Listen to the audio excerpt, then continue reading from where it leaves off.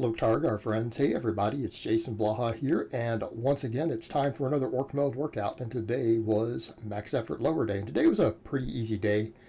Quick reminder for those of you who watch these videos, please click like down below. It would be greatly appreciated.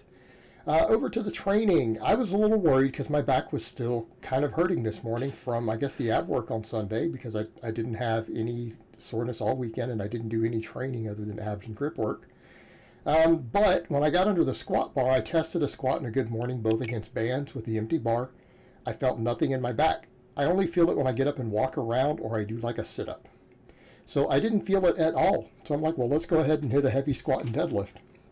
Lo and behold, I felt nothing in my back on them. Right? Felt nothing in my back. So it's clearly not any of the muscles related to these. So, hey, let's run with it. I decided to be careful, though, and not do any deadlifting today. Decided not to do any deadlifting. But that, as far as squats go, that was actually a 12-pound PR with that band tension. I have never tested this bar with bands against a good morning, though. So we're in PR territory. And if I were to look at the math, I mean, would be major PR territory. It's way more than I've ever locked out on this bar. Right? The most I've locked on this bar is 411 with straight weight. You know, I do 555 with a different bar, and I've done well over 500 with pretty much all my bars with this one at this point. It's my weak link, and it has to do with the moment arms involved. So, yeah, but this one even wasn't bad. Like, I stopped here. I stopped at, I think, was it 363?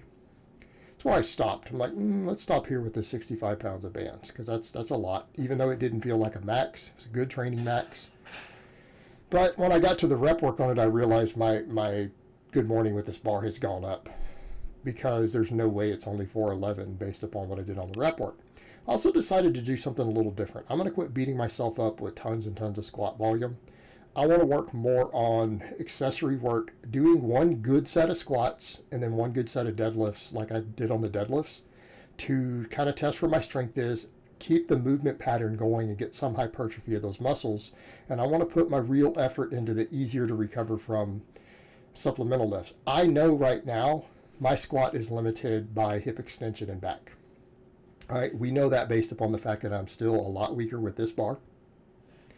And what I feel in the disparity between my good mornings and my squats. So I need to hammer good mornings hard, but I need some quad work. But I can kill two birds with one stone. I can help improve sumo pulling by doing belt squats while still blowing my quads up with a very easy to recover from exercise. I don't have to just squat myself into the ground, right? I mean, I broke the 600 squat without really squatting myself into the ground. I was just doing a few triples along with my maxes and lots of supplemental work, and really by focusing on the good mornings. So I feel like for me, I need something. If I'm going to work my quads, I don't need to do a ton of squatting, just like I don't need to do a ton of deadlifting. We can keep the volumes fairly low on these, get good workload. And I'm going to push the hip belt squats more. They're just belt squats is oftentimes the term for it. And I did 4 sets of those today. And I did them with a pretty challenging weight, and I still managed to pick up more reps on the end, so I need to keep bumping those.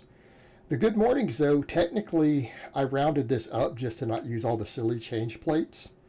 This is technically like 5 pounds heavier than I'm supposed to be doing for 10s.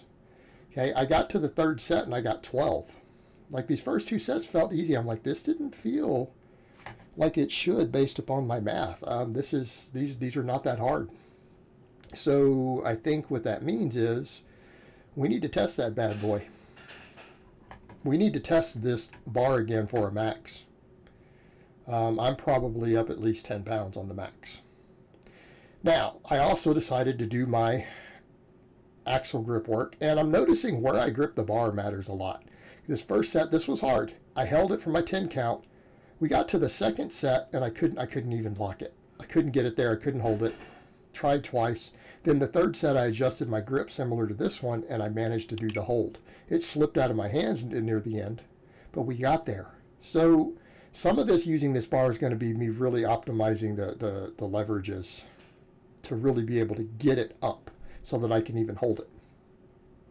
And it's, again, that narrow grip, just like on the deadlift. and me getting my hands in the right position. It's just this bar is so hard. But we're doing daily grip work at this point. I'm going to do some type of grip stuff, all the training sessions, do some, just hold the captains of crush grippers, not do reps with them, just hold them to failure, a single squeeze. But you guys will see when I got to this next one, when I get up here, I again, the grip wasn't perfect. I couldn't hold it, but then I did so much better on the third one. So we're still not ready to increase weight. We can't increase weight until we get all the holds successful, right? If the second one had looked like the first one and then we get the next one that I do, it would be different. Notice my legs shake. Now, you guys see that trend with my normal deadlift? What does that tell you? When my knees do that, my grip is giving out. That's how sometimes when you guys see me lock a deadlift and then I drop it real quick, but you see my knee do that thing, that meant the grip was really impacting me, because that's what happens when my grip is failing. Okay, that weight is not too heavy. You guys just watched me deadlift over 600 pounds last week. Okay, 265 is not anything. My grip was giving out, and so my knees do that. That's my leg shakes like that, and my knee buckles when my grip is giving out. It's the giveaway.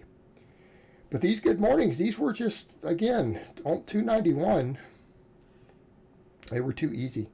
I got 12. I felt like I could have got 13, but I'm like, well, let's chill with it there. We need to just get stronger on this. So I think probably next lower day, I need to just test this fresh and then do a deadlift of some type. So I think that's what I'm going to do. I'm going to test it fresh. And notice I'm moving away from maxing on as much squatting. And I'm going to do squat maxes. I'm going to do more good morning maxes because the good morning improves my squat and deadlift more. And I feel like my squatting, as long as I continue to get good at good mornings, do some squatting, and then do the belt squats to just blow my quads up more, my squat's got to keep climbing.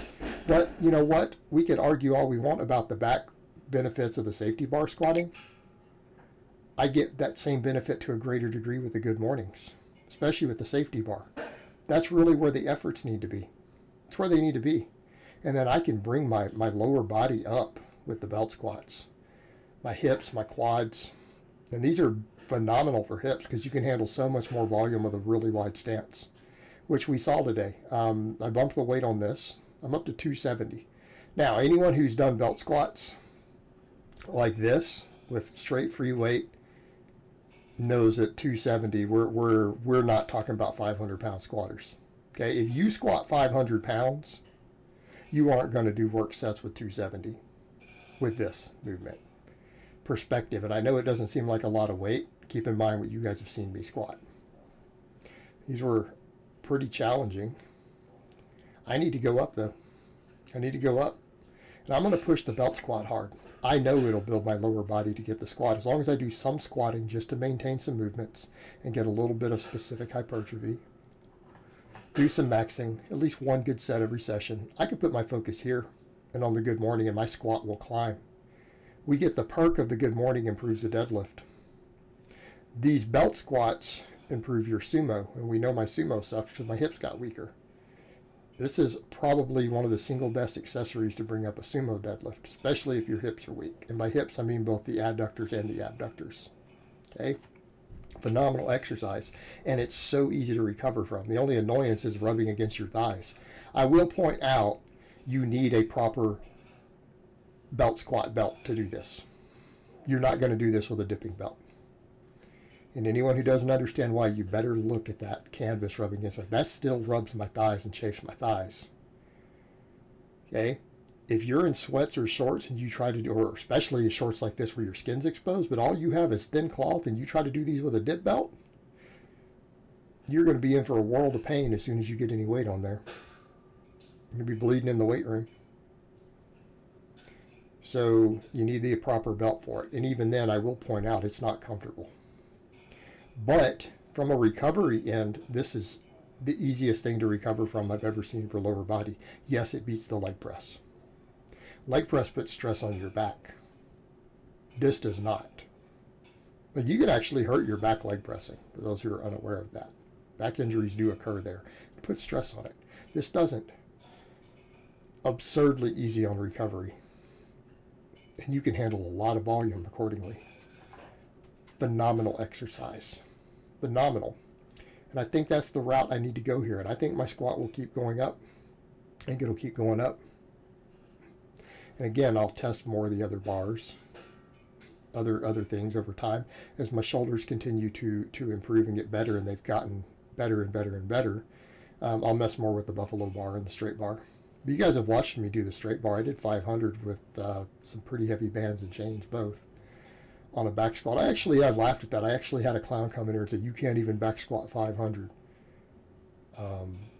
You guys watched me do one with 500 with 100 pounds of band tension, and it wasn't even a heavy max. It was an easy training max with a side view where I hit depth also on it. So I don't even know where people come up with that silly nonsense. Okay? 100 pounds of bands with 500 pounds of weight, there is no way that represents less than a 550 squat with straight weight. And that's being very, very conservative. Okay? And that would assume it was a grindy max. Like if it took me 5 seconds to lock the top and I grind and strained and was passing out afterwards, it might only be a 550 squat. Maybe. Worst case. So again, silliness that people come up with. Just ridiculous. But I'll do more and more of those as my shoulders allow for it. But I'm not going to do as much squatting as I've been doing overall. We need one good high rep set. We need to test the different training maxes. I want to do a good morning every workout though. I do want to hit a max on a good morning every workout. I want to put more focus on those. And I would rather do more pulling than squatting at the moment. Again, I can build my quads more with the belt squats, and the good mornings themselves build my deadlift. Like that is the reason I got to a 600 squat. The good morning is what got me there. And the good morning is still my weak link. Still my weak link. Then we did our reverse hypers again with this new weight. I managed to get like 28 reps on the third set instead of my 25. I might need to bump the weight a hair. Now, this tells us a lot about where my lower body is. Because again, people who've looked at the math we talk about here, this would mean that my glutes and hamstrings and low back, in theory, should be strong enough to pull 700. The rest of my back clearly isn't. We know my grip isn't.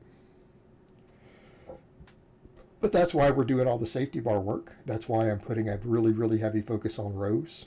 Because we need to build up the rest of my back. We need to build that whole upper 2/3 of my back up more to get to that sort of pull. And it doesn't matter that it looks big and thick. You know, it's over 600 pound big and thick. It's not 700 pounds. My posterior chain is up to speed. The rest of the back is not. And we'll get it there. And we know that again, that impacts my squats too. Keep improving. Bring up the weak links, guys. Doesn't mean we don't train the strong points. I mean, I'm still going to do the reverse hypers, right? Obviously. We train everything, but we prioritize the weak links, and we do so in a way that we can recover from. It's the name of the game, guys. All right, but that's really all I have to say on that today. I hope it's been informative, and I will talk to you next time.